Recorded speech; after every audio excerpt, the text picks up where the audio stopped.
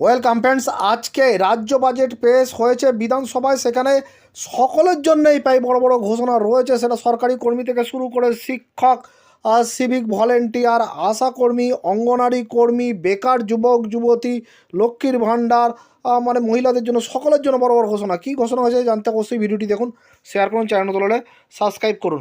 দেখুন আজকের এক নজরে রাজ্যর বাজেটে বড় ঘোষণাগুলি। 4 লক্ষ কোটি টাকার বাজেট। সপ্তম পে কমিশন ঘোষণা করলেন রাজ্যের অর্থ দপ্তরের প্রতিমন্ত্রী চন্দ্রিমা। স্বাস্থ্যসাথীর আওতায় গিগ কর্মীরাও ভাতা বাড়ছে। শিক্ষাবন্ধুদেরও ভাতা 1,000 টাকা করে বৃদ্ধি করার কথা ঘোষণা করা হয়েছে রাজ্যের অন্তর্বর্তী বাজেটে। সিভিকদের বেতন বৃদ্ধি, সিভিক ভলেন্টিয়ার এবং গ্রিন পুলিশের বেতন 1,000 টাকা করে বৃদ্ধির কথা ঘোষণা করা হলো। এর জন্য বরাদ্দ করা হয়েছে মোট 150 কোটি টাকা।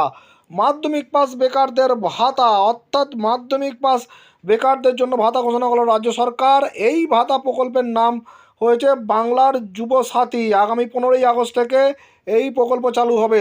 21 থেকে 40 বছর বয়সী মাধ্যমিক পাস যুবকদের মাসে 1,500 টাকা ভাতা দেওয়া হবে। লক্ষ্মীর ভাণ্ডার বরাদ্দ 15,000 কোটি। লক্ষ্মীর ভাণ্ডার প্রকল্পের জন্য 15,000 কোটি টাকা বরাদ্দ করা হয়েছে। ভাতা বাড়ল অঙ্গনওয়াড়ি কর্মী ও সহায়কদের। রাজ্যের অঙ্গনওয়াড়ি কর্মী ও সহায়কদের জন্য ভাতা 1,000 টাকা বাড়ানোর কথা ঘোষণা করা হলো অন্তর্বর্তী বাজেটে। অঙ্গনওয়াড়ি কর্মী সহায়কদের মৃত্যু হলে পরিবারকে 5 লক্ষ ক্ষতিপূরণের কথাও বলা হয়েছে বাজেটে। এর জন্য বরাদ্দ মোট 280 কোটি টাকা। আশা কর্মীদের ভাতা বাড়ল 1,000 টাকা। বারুইপুরে এগ্রিকালচার সিটি 500 টাকা বাড়ল লক্ষ্মীর ভাণ্ডারে। লক্ষ্মীর ভাণ্ডার প্রকল্পে 500 টাকা করে বাড়ানো হলো উপভোক্তাদের জন্য। ফেব্রুয়ারি মাস থেকেই কার্যকর হবে এই ঘোষণা। 4% ডিএ বাড়ল, অর্থাৎ রাজ্যের সরকারি কর্মীদের জন্য 4% ডিএ বৃদ্ধি। তাহলে দেখলেন আজকের বাজেটে প্রায় সকলকেই ইনক্লুড করা হয়েছে।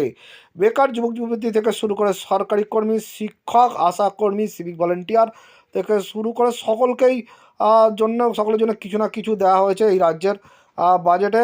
যথেষ্ট ভালো খবর সকলের জন্য। ধন্যবাদ।